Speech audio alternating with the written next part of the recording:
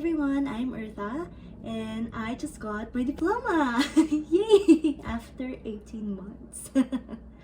I have a supply chain management diploma from Bow College, and I just recently attended a convocation, and I feel like it's fitting to share my international student journey with you. And I hope that through that, I can answer your most frequently asked questions.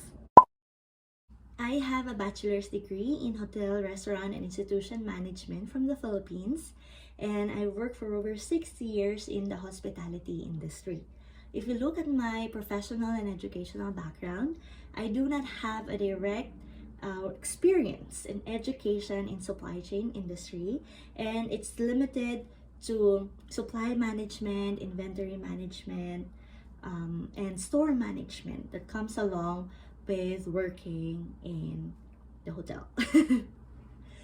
My decision of coming in Canada to study was triggered by a friend who was also interested in studying in Canada.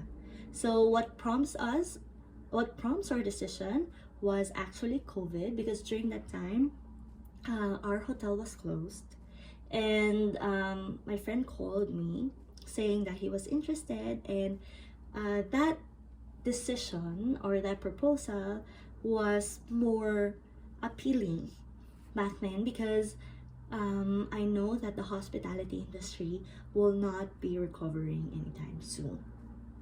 And saying yes to my friend's proposal, I feel like right now is a very good choice, because I have experienced a lot and I've learned a lot as I study here in Canada. After finalizing the decision of coming to Canada to study, the next step is to decide on which program to take. My friend also has a degree in hospitality management, and he also has the same mindset. The hospitality industry after COVID would not recover anytime soon.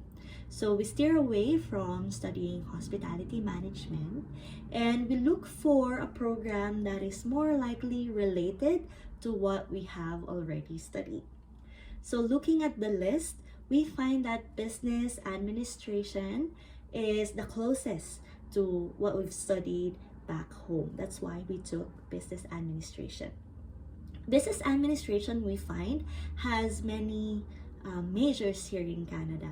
So there's HR, there's supply chain, there's general business, there's accounting, financial services, and looking at our interest, I actually decided to take HR, or human resources, because I find that what I was doing in the hospitality industry there was more closely related to HR, and when it's time for me to write my SOP or statement of purpose, it'll be much easier for me to connect the dots. After deciding on the program to take, we then decide which province to go to.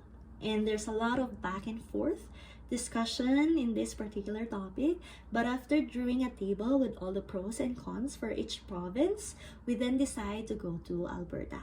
And one of the most obvious reasons is that Alberta has the lowest tax, if not one of the lowest taxes in the country, at 5%, if I'm not mistaken.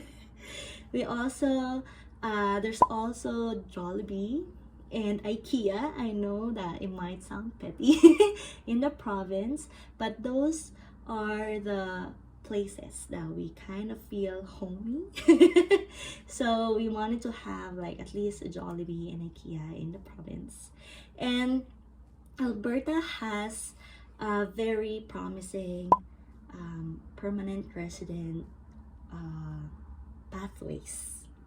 So those are the three major determinants why we decided to stay in Alberta.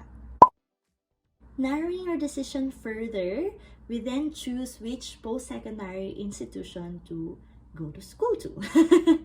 And studying in Alberta, the most obvious choices are Bow Valley College and SAIT. And after doing research on the campus environment, the employment opportunities after work, and other factors, we then decide to go to Bow Valley College because we feel that it is more economical to study at the college. And at the same time, when we were doing our application, SAIT application was already closed. That is how I ended up studying at Bow Valley College. My application process to studying at Bow Valley College, taking business administration, was about 8 months before my expected arrival to Canada. And what I submitted were my high school and college transcript and diploma, as well as English as medium of instruction from my college campus. So I just requested those documents online. And as far as I remember, I sent it on to an email. But I suppose that that particular process was changed recently, and you have to go to a particular portal to upload all your requirements.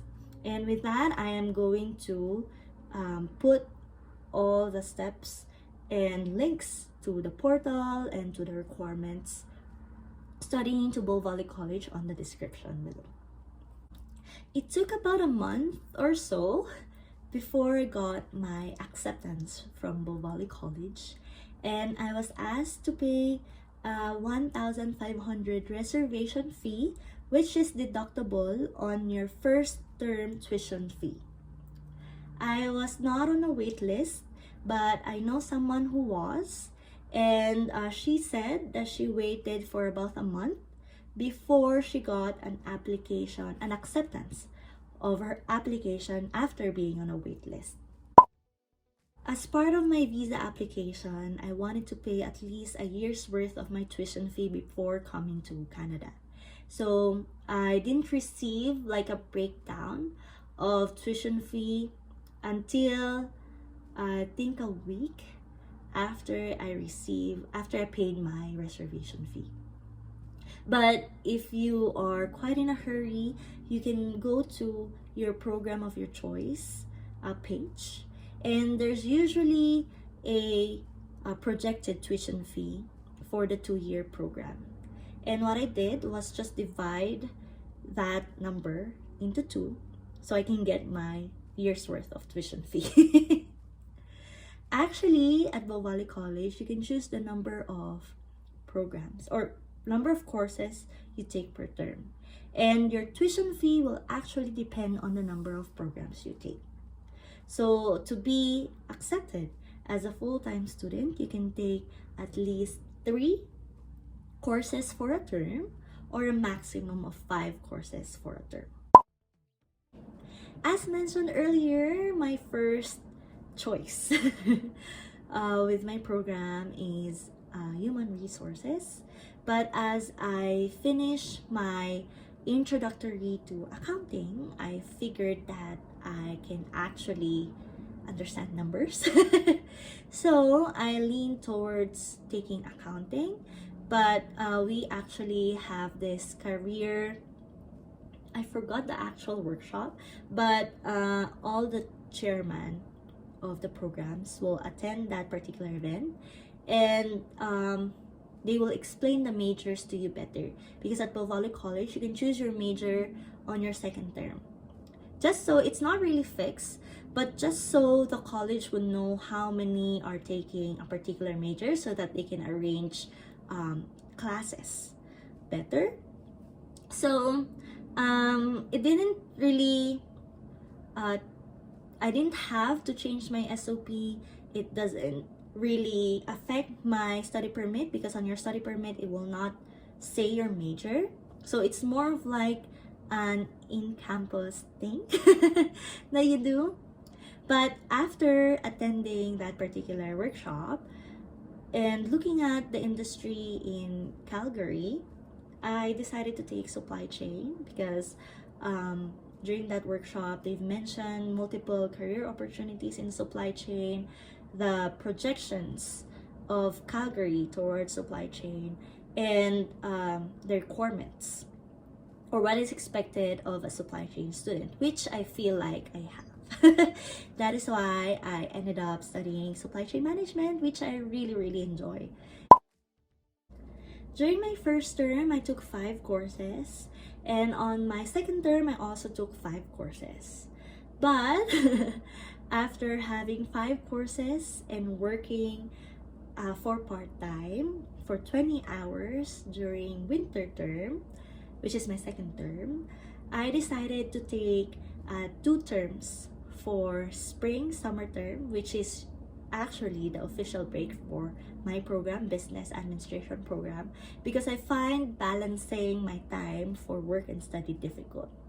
So studying for spring term allowed me to take 4 courses for my fall term and 4 courses for my winter term for my second year, which makes the load easier, especially that I'm working as well. If you have a family, I do suggest you consider taking less loads or not taking 5 courses unless you do not want to work for that particular term, because 5 courses is quite a lot. So just to give you a background, during the introduction for courses, we are briefed that for every courses that you take, aside from going to class, you might want to allot at least 6 hours per course so that you can study your material. So imagine if you have 6 or 5 courses per term, aside from the usual work that you do in class, you are expecting an additional 30 hours of studying outside classes to make sure that you have a good grade for all your 5 subjects. For the courses per term, there is a flowchart that I followed, which I would urge everyone to look at. So what I did was just to search on any search engine courses for my program. Or if you don't really find that online, you can go to an academic advisor and ask for a program flowchart. So in the program flowchart, you'll also see prerequisite courses, like for example, you cannot take macroeconomics without taking microeconomics. One of my goals as I go back to school after 8 years, because my degree, I ended it in 2013 and I started my new program in 2021, so that is about 8 years gap, was to be as involved as possible in the campus community.